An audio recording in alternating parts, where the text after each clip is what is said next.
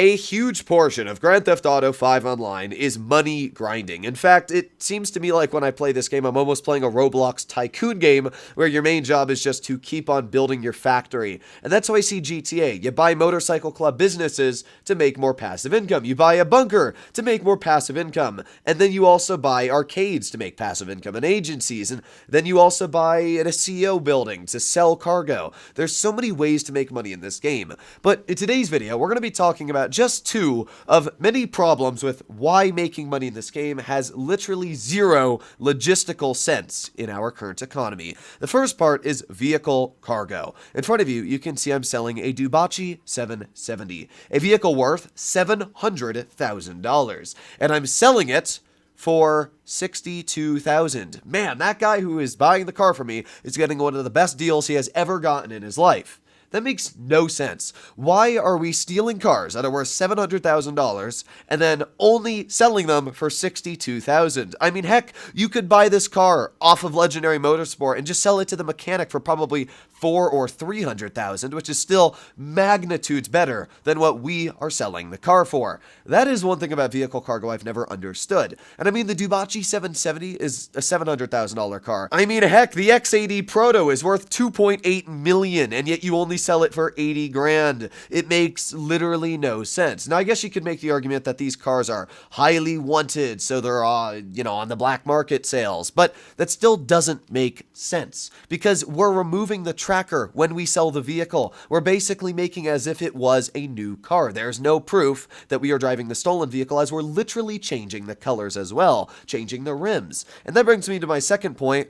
Why can't we just keep the cars? If our mechanic inside our vehicle warehouse has the ability to remove the tracker, why can't we just put the cars in our garage? I mean, it's literally like we could own the car. Rockstar just won't let us own the car. That's another thing I've never understood about vehicle cargo. They could have made it a lot better by saying the only reason we can sell these cars for so little is because we're selling them on the black market and they're highly wanted by the police. That would have been way better. But just the current way we do it literally says these are cars that you could put in your garage, that you could be selling for 8 times the profit, but instead you're not allowed to do that because we're Rockstar Games and we told you so.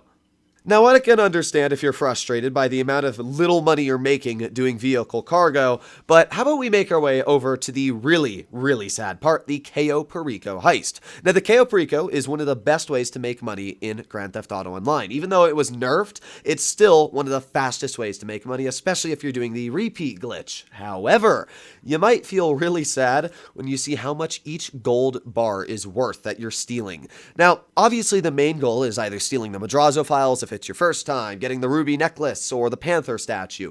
If you're really lucky and you get the panther statue and you get some gold bars, maybe solo, if you're doing the glitch to get through like the vault, you can get 2.3 million. That's a pretty good amount of money.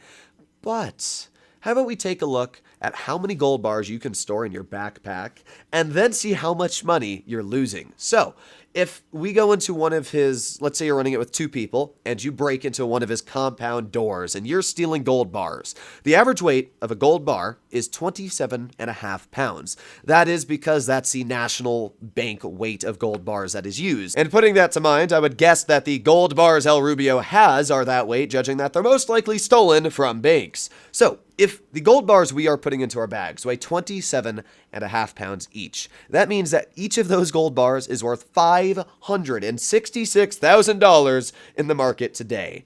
Yeah, you can store 36 gold bars in your duffel bag. That means that you have $20,376,000 worth of gold sitting in your bag that somehow turns into only what, 500,000? How does that make any sense? If you're running the heist with 2 people, that means you could get up to $40 million worth of gold.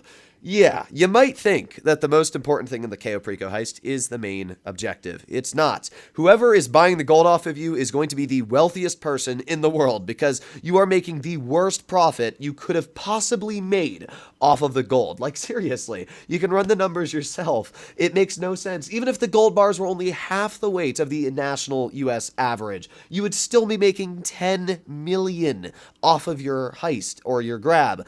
It makes no sense. Now, I'm also not going to get into into the economics of you're swimming with 1,000 pounds plus of gold bars in your bag, which makes no sense. You would literally sink and die, or just even walk with 1,000 pounds on your back. But still, the fact that you don't get any value out of the gold you're stealing, somebody's getting really rich off you. It's probably the same guy that's buying the cars for 10% of their actual value. So hopefully you enjoyed today's video. This is something I wanted to make, not the longest of videos ever, but something I wanted to make just to showcase how little money you are making in Grand Theft Auto Online compared to how much you could be making in Grand Theft Auto Online. And to be fair, it's not just the Cayo Perico heist and the vehicle export. Those are just the two noticeable ones I've talked about. But I guarantee the amount of cocaine you make in your cocaine lockup compared to how much you sell, you're probably losing millions of dollars on your sale mission. Same for the methamphetamine and probably all of your other business virtues. Even when it comes to sourcing vehicles, I mean, you can literally source a gun running mission and you will sometimes have to steal like a Rhino tank and deliver it back to your warehouse. That Rhino tank is worth like 1.8 million. For the Kosatka mission, starting up the Cayo Perico heist, you're stealing like a $10 million Russian jet. Why can't you just sell the jet? I think the only possible reason to why any of this makes sense is that our character never passed preschool, because you'll notice in any of the games, your character never speaks. No matter what you do, a heist, even if you get shot, your character doesn't even make a word. I'm honestly confident at this point that our character is so dumb to like a first grade level that he doesn't understand money or economics at all, because there's no way any sane human would do all these vehicle cargo things and sell all this stuff with being able to read, because you could just literally Google, how much does a gold bar cost? Why am I selling this $2.8 million car for 10 cents? I mean, it makes no sense. Either way, hopefully you enjoyed today's video. I wanted to make a video on this because there's just so many dumb things in Grand Theft Auto Online that you could be making money off of that you're not, and it just makes no sense to me. So if you agree with me, let me know in the comments down below. If you don't, I don't know. But I mean, it's pretty hard to disagree with me. I guess you could make the argument, well, Rockstar doesn't want you to make a lot of money in the game, but just don't make it so dumb. Don't make it so blatantly obvious. Like, don't put gold bars in El Rubio's mansion. Just put, you know, a painting worth a lot of money, or just leave the cash there and the weed. It just makes no sense. So hopefully you enjoyed today's video, and I'll see you in the next one. Bye-bye.